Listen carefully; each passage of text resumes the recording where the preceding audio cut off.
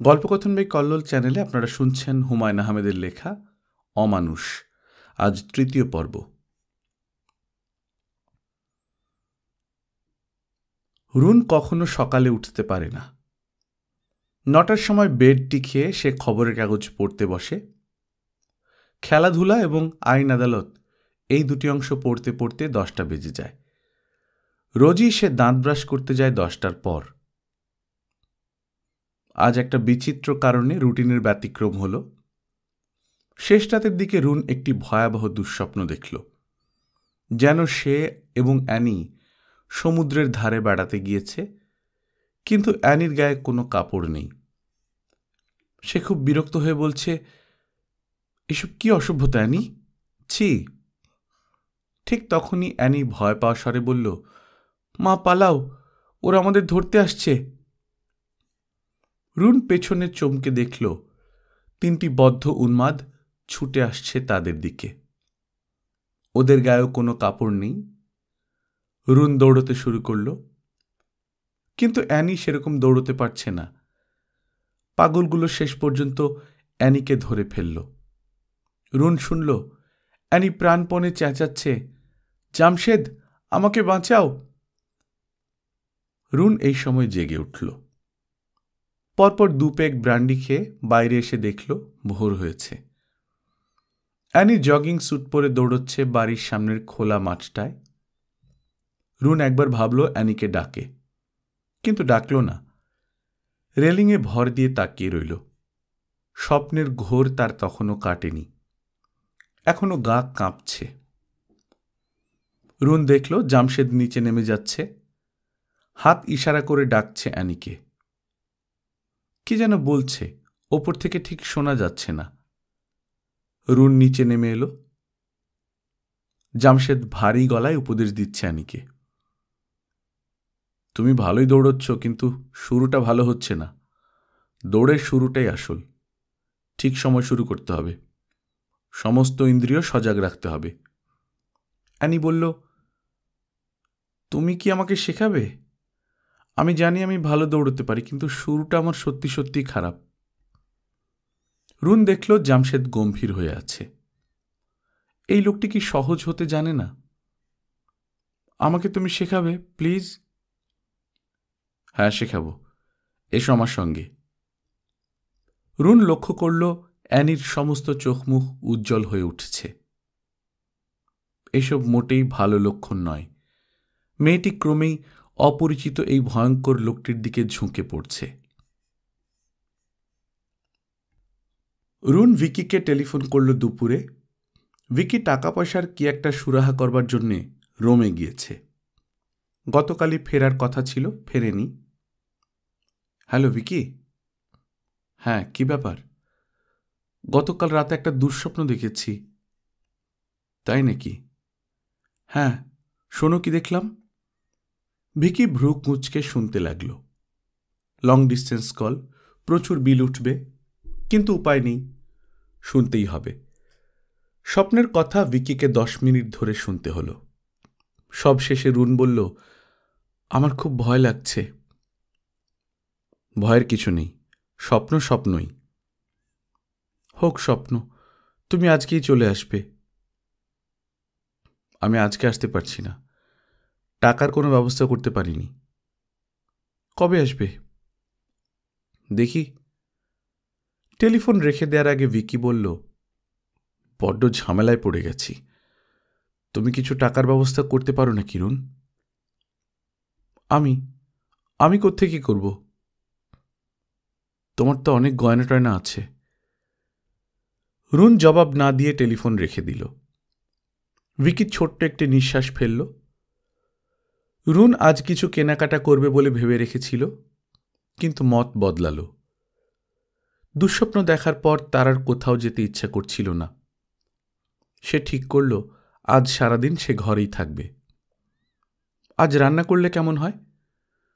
অনেকদিন কোনো রান্নাবান্না করা হয়নি, কিন্তু রান্না করার ইচ্ছাটা স্থায়ী হল না। রুন টিভি খুলে টিভির সামনে বসে রইল। কিছুক্ষণ পর টিভি দেখতেও ভালো লাগলো না। সমস্ত দিন ঘরে বসে থাকাটা এমন ক্লান্তির ব্যাপার, তা তার জানা ছিল না। দুপুরের দিকে অতিষ্ঠ হয়ে সে এত্রাকে টেলিফোন করল। এত্রা, তুমি কি সন্ধ্যার দিকে আসতে পারবে? নিশ্চয়ই। কি ব্যাপার? ব্যাপার কিছু নয়, গল্পগুজব করব। বাইরে কোথাও খেতে চাও? বনভিলে চমৎকার একটা রেস্টুরেন্ট আছে। না, আজ আমি কোথাও বেরোবো না ঠিক করেছি। এত্রা খানিকক্ষণ চুপ করে থেকে বলল, ভিকি ফেরেনি? না। কবে ফিরবে জানো? আমি ঠিক জানি না, কাল ফিরতে পারে। ভিকি তো শুনলাম দারুণ ঝামেলায় পড়েছে। কি ঝামেলা? ওর একটা সিল্ক কারখানা শুনলাম বন্ধ হয়ে গেছে। রুন অবাক হয়ে বলল, কই, আমি তো কিছু জানি না। তোমাকে বলেনি? না। আচ্ছা, আমি এসে বলবো। রুনের একটু মন খারাপ হলো। ভিকি তাহলে সত্যি সত্যি বড় রকমের ঝামেলায় পড়েছে। তাকে সাহায্য করা উচিত। রুন ইচ্ছে করলেই তা পারে। মোটা অঙ্কের টাকা রুনের আছে, তার নিজস্ব টাকা, এবং টাকা যে আছে তা ভিকি নিজেও জানে না। রুনের বাবা বলে দিয়েছিল, কিছু কিছু জিনিস স্বামীদের জানাতে নেই। একটি হচ্ছে স্ত্রীদের ব্যাংক ব্যালেন্স। তোমার টাকাটা হচ্ছে তোমার দুঃসময়ের জন্য, ভিকির দুঃসময়ের জন্য নয়। রুন বলেছিল, কিন্তু বাবা, ধরো ভিকি একেবারে নিঃস্ব হয়ে পড়ল, তখন? তখন তুমি ওকে ছেড়ে চলে আসবে। বাবার কথা এখন মনে না রাখলেও চলবে।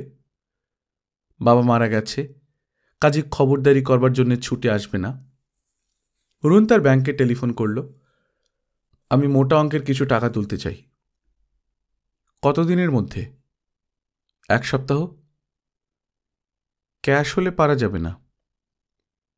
ক্যাশ নয়, ক্রস চেক করে দিলে হবে? পারা যাবে? কোন কারেন্সি? ইতালিয়ান হলেই হবে। পারবে? হ্যাঁ, তবে আপনার একটা চিঠি লাগবে। বেশ, চেক রেডি করে রাখুন। আপনার ঠিকানায় পাঠাবো? না, শুধু রেডি করে রাখুন। রুন টাকার পরিমাণ এবং ক্রস চেকের নাম বলল। ব্যাপারটা যে এত সহজে হবে তা তার ধারণা ছিল না। সুইস ব্যাংকগুলি খুব এফিশিয়েন্ট। এত্রা এলো রাত 9টার দিকে। রুন গোলাপি একটা স্কার্ট পরে বসেছিল। এত্রা হাসি মুখে বলল, আমরা যত বুড়ো হচ্ছি তুমি ততই রূপসী হচ্ছ। রুন তরল গলায় হাসল। এত্রা রুনের কাঁধে হাত রাখল। কাঁধে সে হাত স্থায়ী হল না, নিচের দিকে নেমে আসতে লাগল। রুন কিছু বলল না। লবি অন্ধকার, কেউ কিছু দেখছে না। এত্রা হালকা গলায় বলল, ভিকি বেচারা মহাবিপদে পড়েছে। রুন বলল, ঠিক কত টাকা হলে সে বিপদ থেকে মুক্তি পায়? কেন? এমনি জানবার জন্য। সাময়িক মুক্তি না চিরকালের জন্য মুক্তি? চিরকালের জন্য মুক্তি। অনেক টাকার ব্যাপার, $1 মিলিয়ন। এত টাকা?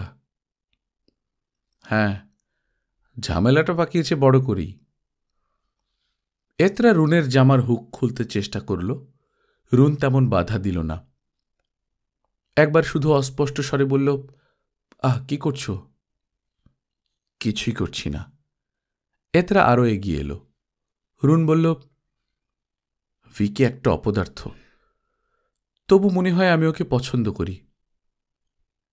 তা হয়তো করো। ইদানিং বেচারা ঘুমোতে পারছে না, আমি ওকে সাহায্য করতে চাই। এত্রা রুনের কথা ঠিক শুনতে পায়নি। সে জামার হুকটি খুলে ফেলেছে। জলপরীর মতো একটা অর্ধনগ্ন নারী পাশে থাকলে কথাবার্তায় মন দেয়া যায় না। এত্রা রাতটা এখানেই কাটাল। অ্যানিদের স্কুলে আজ বার্ষিক স্পোর্টস। অ্যানি তার বাবা এবং মা দুজনের জন্য 2টি টিকিট এনেছে। ভিকি বলেছে সে যেতে পারবে না, তার প্রচুর ঝামেলা। রুন হ্যাঁ না কিছুই বলেনি। খুব সম্ভব সেও যাবে না। রোদে বসে থাকলে রুনের মাথা ধরে। তাছাড়া যেদিন স্পোর্টস ঠিক সেদিনই হোটেল শেরাটনে গোলাপ ফুলের প্রদর্শনী হচ্ছে। এই প্রদর্শনীটি অন্য প্রদর্শনীগুলোর চেয়ে আলাদা। চিত্র তারকাদের বাড়ির গোলাপ প্রদর্শনী। এতরা 2টি টিকিট জোগাড় করেছে। বাচ্চা কাচ্চাদের দৌড়ঝাঁপ দেখার চেয়ে হোটেল শেরাটনে যাওয়া বহুগুণে শ্রেয়। কিন্তু সেন্টিমেন্টের ব্যাপার আছে। অ্যানির এই স্পোর্টস নিয়ে খুব আগ্রহ। 2-3 মাস আগে থেকেই বলে রেখেছে যেতেই হবে। এখন তাকে না বলাটাই এক সমস্যা হয়ে দাঁড়িয়েছে। কিন্তু রুন ঠিক করে ফেলল ব্যাপারটা ঝুলিয়ে না রেখে মিটিয়ে ফেলাই ভালো। রাতের খাবার টেবিলে রুন জিজ্ঞেস করল, অ্যানি, তোমার স্পোর্টস কবে? 17 তারিখে। তোমাকে তো বলেছি আগে। তুমি কিসে কিসে আছো? 100 মিটার দৌড়ে। আর কিছুতে না? না। তুমি যাচ্ছ তো মা? রুন ইতস্তত করে বলল, খুব চেষ্টা করব আমি, কিন্তু অর্থাৎ যাচ্ছ না। আমি আগেই জানতাম যাবে না। এর মানে কি? তুমি আগেই জানতে মানে কিছু নেই। তোমরা কেউ যাবে না তা আমি আগেই জানতাম। অ্যানি থালা সরিয়ে উঠে দাঁড়াল। ডিনার শেষ করো অ্যানি। আমার খিদে নেই। অ্যানি, তোমার বয়স হচ্ছে। এখন তুমি আর ছেলে মানুষ নও। সবার সুবিধা অসুবিধা তোমার বুঝতে পারা উচিত। অ্যানি জবাব না দিয়ে ছুটে চলে গেল নিজের ঘরে। মারিয়া টেবিল থেকে থালা সরাতে সরাতে বলল, অ্যানি এবার 100 মিটার স্পোর্টসে প্রাইজ পাবে। তাই নাকি? হ্যাঁ ম্যাডাম, ওই লোকটি খুব ভালো শেখায়। দৌড়ানোর মধ্যে আবার শেখানোর কি আছে? তা জানি না, তবে লোকটা খুব যত্ন করে শেখাচ্ছে। রুন গম্ভীর হয়ে গেল। মারিয়া হঠাৎ বলল, লোকটা খুব খারাপ না ম্যাডাম। খারাপ হবে কেন? না মানে, লোকটা অ্যানিকে পছন্দ করে। রুন চোখ তুলে তাকালো। মারিয়া কফি ঢালতে ঢালতে বলল, অ্যানির যে রাতে জ্বর এলো সে রাতে সে আমাকে একবার জিজ্ঞেস করেছে জ্বর কত। তাই নাকি? হ্যাঁ, ওর কাছ থেকে এটা ঠিক আশা করা যায় না, ঠিক না ম্যাডাম? জামশেদ সারা দুপুর একটা বই পড়তে চেষ্টা করছে, দ্য ইয়েলো নাইট। পড়া মোটেও আগাচ্ছে না। অভ্যেস না থাকলে যা হয়। বইটির কভারে লেখা আছে, এই সত্যি ভূতের গল্প কেউ যেন রাতে না পড়ে। যাদের ব্লাড প্রেশার বা হার্টের অসুখ আছে তারা যেন ভুলেও এই বই না পড়ে। জামশেদ বহু কষ্টে ধীরে ধীরে এগোচ্ছে এবং যতই এগুচ্ছে ততই তার মেজাজ খারাপ হচ্ছে। এমন সব আজগুবি জিনিসও লেখা হয় এবং লোকজন কিনে এনেও পড়েও। একটি 21 বছরের মেয়ের সঙ্গে প্রতি রাতে একটি পিশাচ এসে ঘুমায়। গাঁজাখুরিরও সীমা থাকা দরকার। জামশেদ বই বন্ধ করে বিরক্ত মুখে বারান্দায় চলে এলো। তার প্রচণ্ড তৃষ্ণা বোধ হচ্ছে, এমন তৃষ্ণা যা সময় অসময় মানে না। হঠাৎ জেগে উঠে চেতনা আচ্ছন্ন করে ফেলে। কিন্তু এখন যদি দরজা বন্ধ করে বোতল খুলে বসে তাহলে আর নিজেকে সামলানো যাবে না। জামশেদ প্রাণপণে তৃষ্ণা ভুলে থাকতে চেষ্টা করল। ব্যস্ত থাকলে কাজ হবে হয়তো। সে নিচে নেমে এলো। লনের এক প্রান্তে অ্যানি বসেছিল। তার বসার ভঙ্গিটি অদ্ভুত, যেন কাঁদছে এবং কান্না লুকানোর চেষ্টা করছে। জামশেদ একবার ভাবল তাকে ডাকবে না, তবু ডাকল এবং আশ্চর্য, ডাকল খুব নরম স্বরে। কি করছো অ্যানি? কিছু করছি না। কাঁদছিলে নাকি? অ্যানি তার জবাব না দিয়ে বলল, তুমি কি কাল আমার স্পোর্টস দেখবে না গাড়িতে বসে থাকবে? লোকজনের ভিড় আমার পছন্দ হয় না, আমি গাড়িতে থাকব। জামশেদের কথা শেষ হবার আগেই অ্যানি প্রায় ছুটে চলে গেল। সারা বিকেল এবং সারা সন্ধ্যা আর তার দেখা পাওয়া গেল না। রাত 10টায় জামশেদ রান্নাঘরে উঁকি দিল।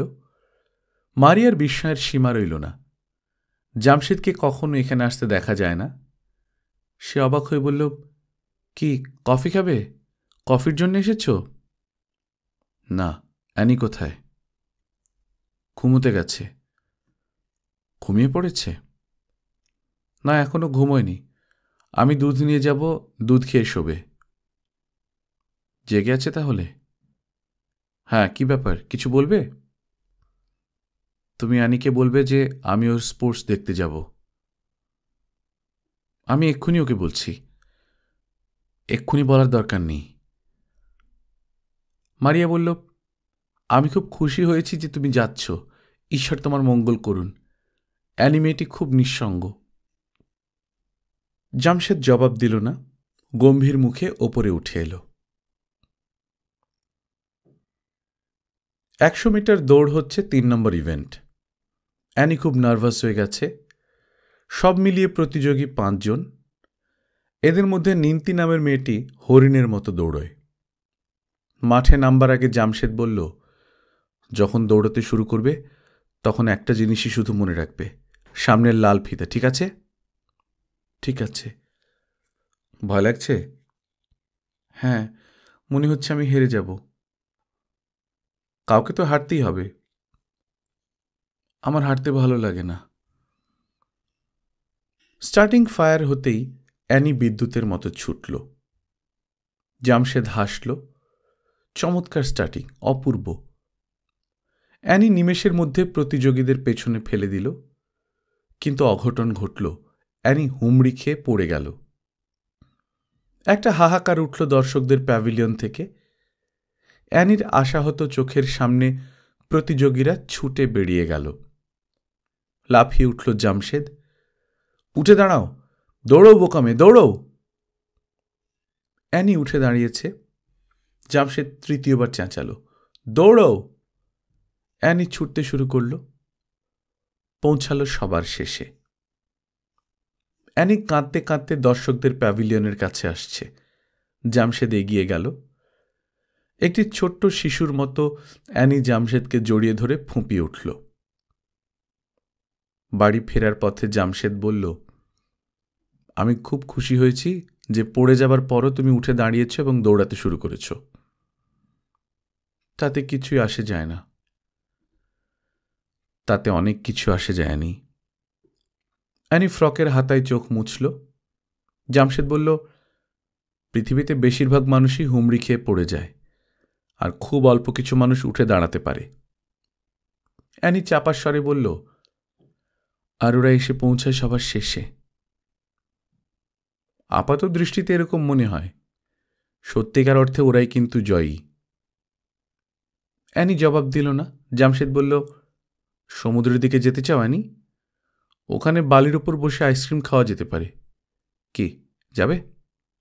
হ্যাঁ, চলো, আজকের দিনটা আমরা খুব ফুর্তি করে কাটাই। মিউজিয়ামে গেলে কেমন হয়? মিউজিয়াম আমার ভালো লাগে না। তাহলে চিড়িয়াখানায় চলো। চিড়িয়াখানা ভালো লাগে? লাগে। যাবে? হুম। অ্যানি তাকিয়ে দেখল বুড়ো ভালুকের পাথরের মতো চোখ দুটি কোনো এক আশ্চর্য উপায়ে তরল হয়ে যেতে শুরু করেছে। ভিকি পরপর 2 রাত ঘুমাতে পারেনি। 1 সপ্তাহের মধ্যেই একটা গুরুত্বপূর্ণ সিদ্ধান্ত তাকে নিতে হবে। সিল্কের ব্যবসা গুটিয়ে ফেলার সিদ্ধান্ত। 3 পুরুষের একটা ব্যবসা গুটিয়ে ফেলার সিদ্ধান্ত হঠাৎ নেওয়া যায় না। এজন্যে অনিদ্রায় কাতর হতে হয়। রুন দেখল ভিকি রাত 9টার দিকে ড্রাইভারকে গাড়ি বের করে আনতে বলছে। কোথায় যাচ্ছ? একটা কাজে যাচ্ছি। টাকার জোগাড় করতে? না, ওটার জোগাড় হবে না। আশা ছেড়ে দিয়েছে মনে হচ্ছে। ভিকি জবাব দিল না। রুন বলল, একটা কাজ করলে কেমন হয়? আমাকে একটা ভালো রেস্টুরেন্টে নিয়ে যাও না। ভিকি নিঃশব্দে টাইয়ের নট বাঁধতে লাগল। কি, কথার জবাব দিচ্ছ না যে? চলো না, সমুদ্রের ধারে যে একটা চাইনিজ রেস্টুরেন্ট আছে সেখানে গিয়ে লবস্টার খেয়ে আসি। ভিকি ক্লান্ত স্বরে বলল, রুন, তুমি বুঝতে পারছো না আমি একটা দারুণ সমস্যার মধ্যে আছি। এমন হতে পারে যে চাইনিজ রেস্টুরেন্টের লবস্টার আর কোনোদিন আমরা খেতে পাবো না। রুন হাসি মুখে বলল, কিন্তু এমনও তো হতে পারে যে হঠাৎ সব তোমার সমস্যার সমাধান হয়ে গেল। আমার বেলা হঠাৎ করে কিছু হয় না। একেবারে আশা ছেড়ে দেয়া ঠিক না, চলো না যাই। রুন ভিকির হাত ধরল। প্লিজ রুন, আমাকে বিরক্ত করো না, খুব খারাপ সময় যাচ্ছে। সময় ভালো তো হয়ে যেতে পারে, কথা শোনো আমার। ভিকি কোনো কথা শুনল না, বিরক্ত মুখে নিচে নেমে গেল। তার বেশ মাথা ধরেছে। রুনের ন্যাকামি শুনতে এতটুকুও ভালো লাগছে না। এতরা চোখ কপালে তুলে বলল, এ কি চেহারা হয়েছে তোমার? ভিকির চেহারা সত্যি সত্যি খারাপ হয়েছে। বুড়োটা দেখাচ্ছে, চোয়াল ঝুলে পড়েছে, চোখের দৃষ্টিও নিষ্প্রভ। এতরা সরু গলায় বলল, একেবারে ভেঙে পড়েছ মনে হচ্ছে। তা ভেঙেছি, সেটাই স্বাভাবিক নাকি? না, তোমার যা হচ্ছে সেটা খুব অস্বাভাবিক। তুমি কোনো সমাধানের দিকে না তাকিয়ে অন্যদিকে তাকাচ্ছ। সমাধান কিছু নেই। এতরা মিটিমিটি হাসল, হাসি মুখে বলল, চমৎকার একটা ডিনারের অর্ডার দাও, আর সেই সঙ্গে জার্মান কিছু হোয়াইট ওয়াইন আনতে বলো। তোমাকে সমাধান দিচ্ছি। ভিকির কোনো ভাবান্তর হল না। সে সিগারেট ধরিয়ে ভাবলেশীন চোখে তাকিয়ে রইল। এতরা খানিকটা ঝুঁকে এসে বলল, প্রথম শ্রেণীর সমাধান আছে আমার কাছে, ঠান্ডা মাথায় শুনতে হবে। বলো শুনি। বলছি, তার আগে নার্ভগুলি ঠান্ডা করাবার জন্যে এক পশলা মার্টিনি হোক, মার্টিনি উইথ অলিভ। এতরা হাতের ইশারায় ওয়েট্রেসকে ডাকল। কি তোমার সমাধান? বলছি, শর্ত হচ্ছে সবটা বলা শেষ না হওয়া পর্যন্ত তুমি কোনো প্রশ্ন করতে পারবে না। প্রথমে কোনো সাড়া শব্দ না করে শুনবে, ঠিক আছে? আচ্ছা, তাহলে শুরু করছি। এতরা লম্বা একটা চুমুক দিল মার্টিনিতে, নিচু স্বরে বলতে শুরু করল, তুমি নিশ্চয়ই জানো যে ইংল্যান্ডের একটা ইন্স্যুরেন্স কোম্পানি অদ্ভুত অদ্ভুত সব ইন্স্যুরেন্স পলিসি বিক্রি করে, জানো না? হ্যাঁ, ওরা ইদানিং একটা নতুন ইন্স্যুরেন্স পলিসি বিক্রি করতে শুরু করেছে। ধনী বাবা মারা তাদের সন্তানদের নিরাপত্তা ইন্স্যুরেন্স করছেন। তাই নাকি? জানতাম না তো। ইন্স্যুরেন্স করবার পর যদি ইনশিওর করা ছেলেমেয়েরা কিডন্যাপ হয়, তাহলে কিডন্যাপারদের দাবি অনুযায়ী সব টাকা ইন্স্যুরেন্স কোম্পানি দিয়ে দেয়। বুঝতে পারছ? এতরা আরেকটা ডাবল মার্টিনির অর্ডার দিয়ে বলল, এতক্ষণ যা বললাম সেটা হচ্ছে তোমার সমস্যার সমাধান। তার মানে? ব্যস্ত হও না, বুঝিয়ে দিচ্ছি। ভিকির তীক্ষ্ণ দৃষ্টিতে তাকিয়ে রইল। এতরা সহজ ভঙ্গিতে বলল, তুমি অ্যানির জন্যে ওই একটি পলিসি কিনবে, $1 মিলিয়ন একটা পলিসি। তারপর কিছু দুষ্ট লোক অ্যানিকে চুরি করে $1 মিলিয়ন মুক্তিপণ দাবি করবে। ইন্স্যুরেন্স কোম্পানি ওই $1 মিলিয়ন দেবে, তা তো বুঝতেই পারছ। সেখান থেকে 5 লাখ পাবে তুমি, আর বাকিটা যাবে কিডন্যাপার ব্যবস্থা যারা করবে তাদের হাতে। ভিকি নিঃশব্দে তাকিয়ে রইল। এতরা হাসি মুখে বলল, পরিকল্পনার দায়িত্বে যারা থাকবে তারা সবাই খুব বিশ্বাসী, আমার নিজের লোক বলতে পারো। ভিকি কোনো জবাব দিল না। অবশ্যই ইন্স্যুরেন্স কোম্পানির কিছু বিধি নিষেধ আছে, যেমন পলিসি বিক্রি করবার আগে ওদের দেখাতে হবে যে তুমি তোমার মেয়ের নিরাপত্তার যথাযথ ব্যবস্থা করেছ, ওর জন্য 24 ঘন্টার বডিগার্ড আছে, বাড়িতে পাহারাদার কুকুর আছে। বুঝতে পারছ? ভিকি কিছু বলল না, চুপচাপ বসে রইল। এতরা বলল, ডিনারের অর্ডার দেয়া যাক, কি বলো? এমন মনমরা হয়ে গেলে কেন? তোমার সমাধানটি আমার পছন্দ হয়নি। বেশ, পছন্দ যে হতেই হবে এমন কোনো কথা নেই, আমরা নতুন কোনো সমাধানের কথা চিন্তা করব। তবে ভিকি, এতক্ষণ আমরা যে কথাবার্তা বললাম তা যেন তৃতীয় কোনো প্রাণী জানতে না পারে। জানবে না, রুনকেও বলবে না। এতরা, আমি আমার নিজস্ব ব্যাপারগুলোর কথা ঘরে বলে বেড়াই না। গুড। আর শোনো, যদি তোমার মনে হয় আমার পরিকল্পনাটি প্রথম শ্রেণীর, তাহলে বিনা দ্বিধায় আমাকে জানাবে। বুঝতে পারছি অ্যানির নিরাপত্তা নিয়েই তুমি সবচেয়ে বেশি চিন্তিত। অ্যানিকে আমি আমার নিজের মেয়ের মতোই দেখি। ওর নিরাপত্তার যথাযোগ্য ব্যবস্থা নেওয়া হবে বলাই বাহুল্য। ভিকি গম্ভীর মুখে ডিনারের অর্ডার দিল। ডিনার ছিল সাদামাটা, কিন্তু ডিনার শেষে প্রচুর ড্রিঙ্কসের ব্যবস্থা হলো। এবং একসময় ভিকি বলল, তুমি যে পরিকল্পনার কথা বলছো তার পেছনে তোমার স্বার্থ কি? আমার দুটি স্বার্থ, বন্ধুর উপকার হবে, আর তাছাড়া আমিও কিছু টাকা পাবো। $10,000, বিরাট কিছু নয়, তবে খারাপও নয়। ভিকি হঠাৎ বলল, আমি রাজি আছি। আমি জানতাম তুমি রাজি হবে। ভিকি উত্তর দিল না।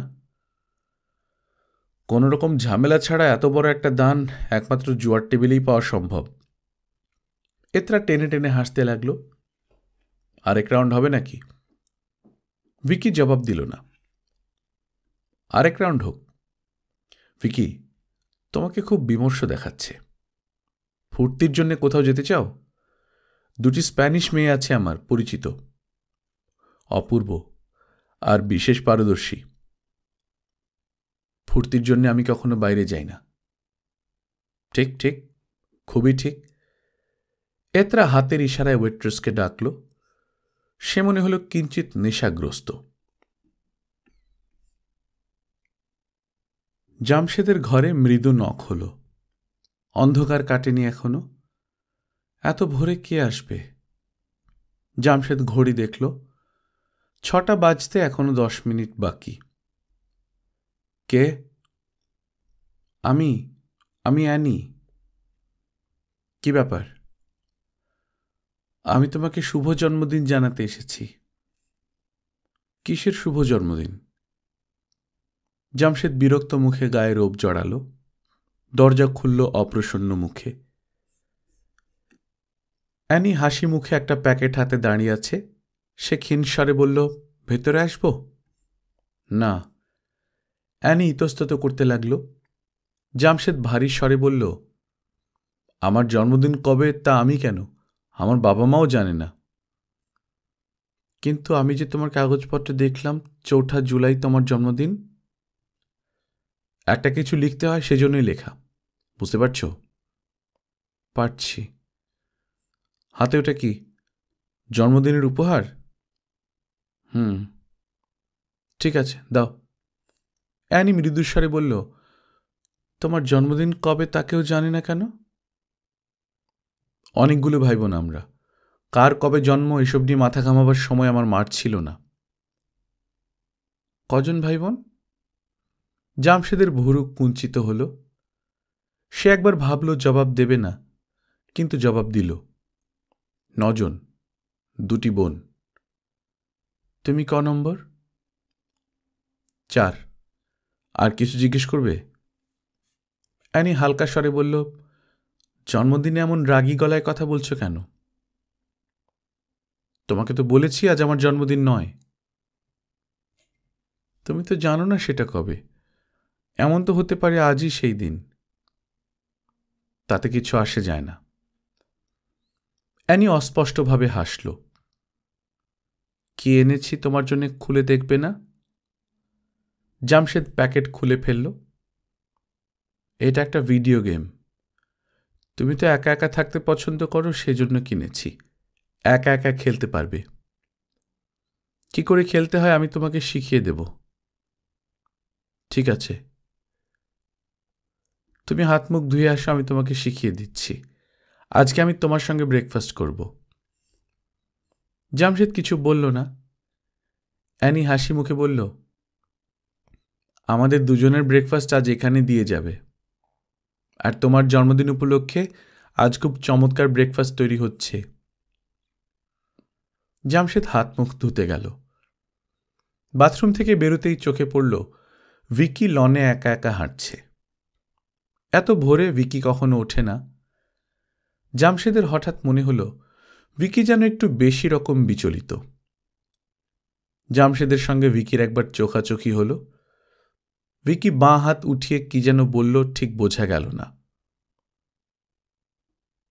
7 কোর্সের একটি চমৎকার স্প্যানিশ ব্রেকফাস্ট তার টেবিলে অত্যন্ত সুন্দর করে সাজানো। অ্যানি কফি পট থেকে কফি ঢালছে। জামশেদ ছোট্ট একটা নিঃশ্বাস ফেলল। অ্যানি বলল, তুমি কিন্তু একবারও থ্যাংক ইউ বলনি। Thank you. এর মধ্যে একটা জিনিস আমার তৈরি, কোনটা বলতে পারবে? তুমি রান্না করতে পারো? না, মারিয়া বলে দিয়েছে, আমি করেছি। জামশেদ কফির পেয়ালায় চুমুক দিল। অ্যানি আবার বলল, আজ কিন্তু তুমি রাগ করতে পারবে না, আজ আমার সঙ্গে গল্প করতে হবে। জামশেদ জবাব দিল না। অ্যানি একটু গম্ভীর হয়ে বলল, আমি জানি তুমি আমাকে একটুও পছন্দ করো না, আমি এলেই বিরক্ত হও, তবু আজ আমি অনেকটা সময় তোমার ঘরে বসে থাকব। ঠিক আছে, এবং তোমাকে নিয়ে বিকেলে মলে শপিং করতে যাব। আমি বাবাকে বলে রেখেছি। অ্যানির কথা শেষ হবার আগেই দরজায় ছায়া পড়ল। ভিকি এসে দাঁড়িয়েছে। মিস্টার জামশেদ, শুভ জন্মদিন। জামশেদ শুকনো স্বরে বলল, ধন্যবাদ। অ্যানি তোমার জন্মদিন নিয়ে বেশ কিছুদিন ধরেই হইচই করছিল। জামশেদ ঠান্ডা স্বরে বলল, তুমি কি ভেতরে এসে আমাদের সঙ্গে এক কাপ কফি খাবে? না ধন্যবাদ, আমি তোমার সঙ্গে একটু কথা বলতে চাই। নিশ্চয়ই। জামশেদ ঘর থেকে বেরিয়ে এলো। ভিকি বারান্দার এক প্রান্তে সরে গেল। সিগারেট ধরা লোকটি। জামশেদের মনে হলো লোকটি বিশেষ চিন্তিত। সিগারেট ধরাবার সময় তার হাত কাঁপছিল। এর কারণ কি? বলো, কি বলবে? না, তেমন কিছু নয়। ভিকি অস্পষ্টভাবে হাসল। জামশেদ বলল, তোমাকে চিন্তিত মনে হচ্ছে? না, চিন্তিত না। চিন্তিত আবার কি আছে? ভিকি রুমাল বের করে কপালের ঘাম মুছল। ফ্যাকাশে ভাবে হেসে বলল, এবার বেশ গরম পড়বে, কি বলো? জামশেদ জবাব দিল না। ভিকি ইতস্তত করে বলল, তোমাকে একটা কথা বলতে চাই। মানে তেমন জরুরি কিছু নয়। বলো। ধরো যদি এমন পরিস্থিতি হয় যে তুমি দেখছো কেউ অ্যানিকে কিডন্যাপ করার চেষ্টা করছে, তখন আমার মনে হয় সবচেয়ে ভালো হবে তুমি যদি চুপচাপ থাকো। কেন? না মানে, তুমি যদি গুলি করতে শুরু করো তাহলে বুলেট অ্যানির গায়ে লাগার সম্ভাবনা, তাই না? আশঙ্কা যে একেবারে নেই তা নয়, তবে ভিকি, আমাকে রাখা হয়েছে অ্যানির নিরাপত্তার জন্য, তাই না? তা ঠিক। তুমি নিশ্চয়ই আশা করো না যে এরকম পরিস্থিতিতে আমি মূর্তির মতো দাঁড়িয়ে থাকব? না না, তা কেন? তা তো হতেই পারে না। ভিকি আরেকটা সিগারেট ধরিয়ে ছোট্ট একটা নিঃশ্বাস ফেলল। জামশেদ বলল, তুমি কি কোনো কিছু নিয়ে চিন্তিত? না না, চিন্তিত হব কেন? ভিকি দুর্বলভাবে হাসল। জামশেদ ব্যাপারটা ঠিক বুঝতে পারল না। ভিকি কিছু একটা নিয়ে বিশেষভাবে চিন্তিত। রুনের চোখেও ব্যাপারটা ধরা পড়ল। সাধারণত এসব ছোটখাটো জিনিস তার চোখে পড়ে না, কিন্তু পরিবর্তনটি হঠাৎ এবং স্পষ্ট। চোখে না পড়ে উপায় নেই। তার উপর কদিন আগে ভিকি দুটি প্রকাণ্ড অ্যালসেশিয়ান কুকুর কিনে এনেছে। এর কারণও বোধগম্য নয়। ভিকি কুকুর পছন্দ করে না। হঠাৎ করে কুকুরের প্রতি তার এরকম প্রেমের কারণ কি? রুন কোনো ব্যাপার নিয়ে বেশিক্ষণ ভাবতে পারে না, তবু সে এই ব্যাপারটা নিয়ে অনেক চিন্তাভাবনা করল। ভিকিকে সে ঠিক ভালো না বাসলেও পছন্দ করে। স্বামী হিসেবে সে চমৎকার, এবং যতদূর মনে হয় মাঝে মাঝে জুয়ার টেবিলে বসা ছাড়া তার অন্য কোনো বদভ্যাস নেই। রুন বিকেলে একটু বিশেষ সাজসজ্জা করল। এই জাতীয় পোশাকে কুমারী মেয়েদেরই ভালো লাগে। রুনকে এখনো কুমারী মেয়ে বলেই ভ্রম হয়। রুন বড় একটি খাম হাতে নিয়ে ভিকির ঘরে উঁকি দিল। হ্যালো ভিকি। হায়, কি ব্যাপার? তুমি দেখছি একেবারে মাছের মতো হয়ে গেছ। ভিকি জবাব দিল না।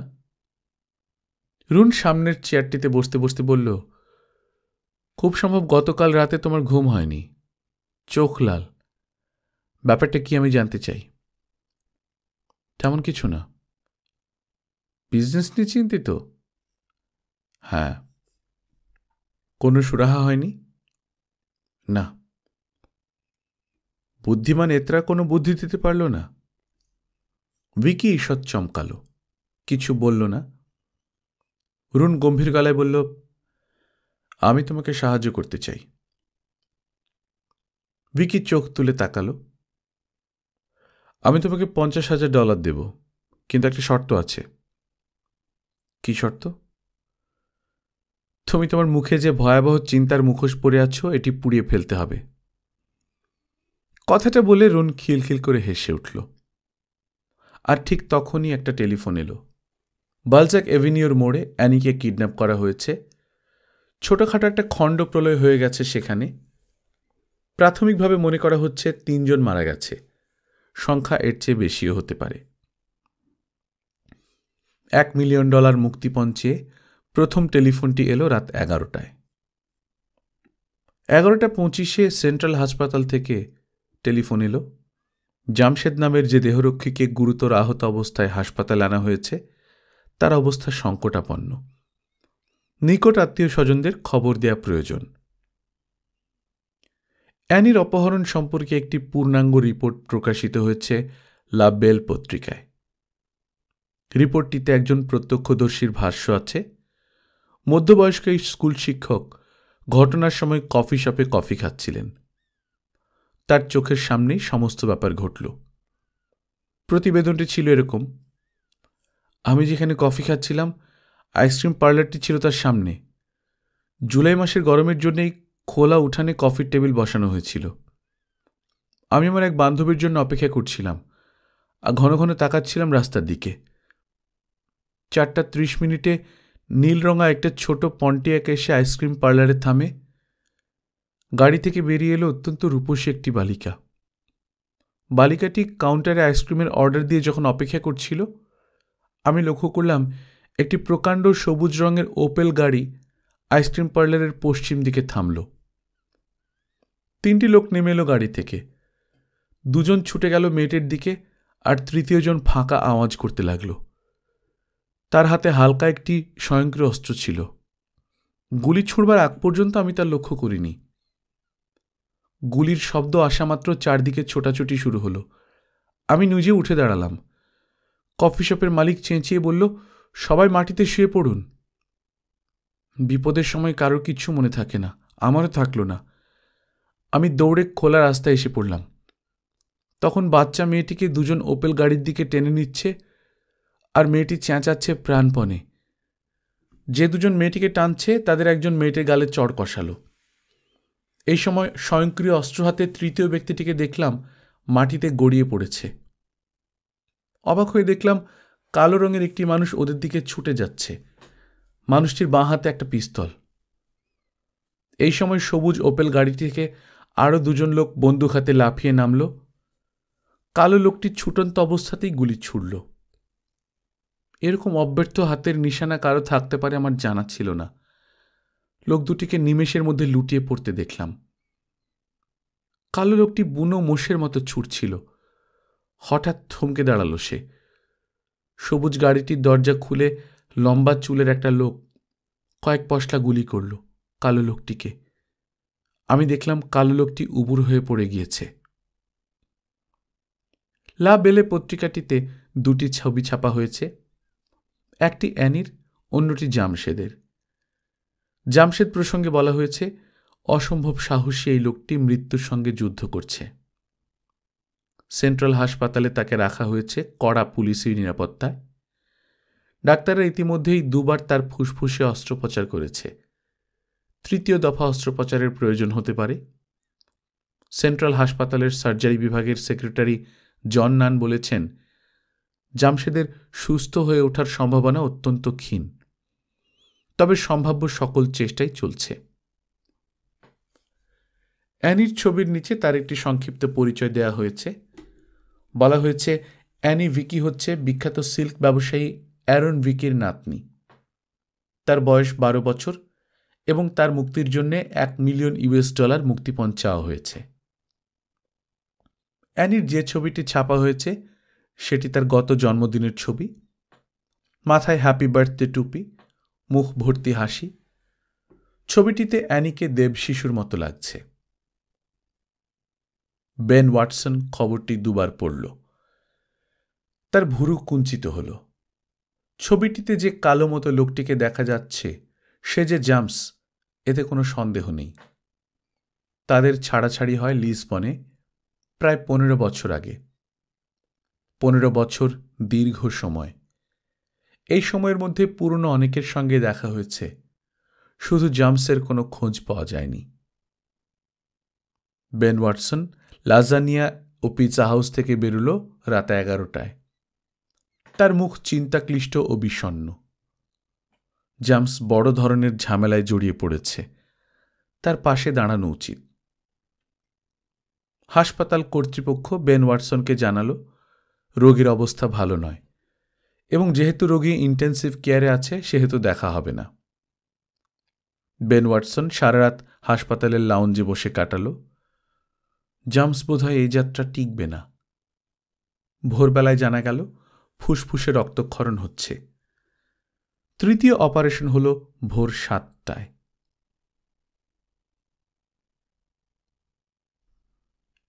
গল্পকথন বাই কল্লোল চ্যানেলে আপনারা শুনছেন হুমায়ুন আহমেদের লেখা অমানুষ। আজ তৃতীয় পর্ব। আমরা নিয়মিত গল্প পাঠ করে শোনাচ্ছি। আপনারা যারা প্রথমবার মতো শুনছেন কাইন্ডলি সাবস্ক্রাইব করে নেবেন। গল্প পাঠ ভালো লাগলে বন্ধুদের সঙ্গে শেয়ার করবেন। নিজে ভালো থাকবেন, আশপাশের লোকজনকে ভালো রাখবেন। টাটা।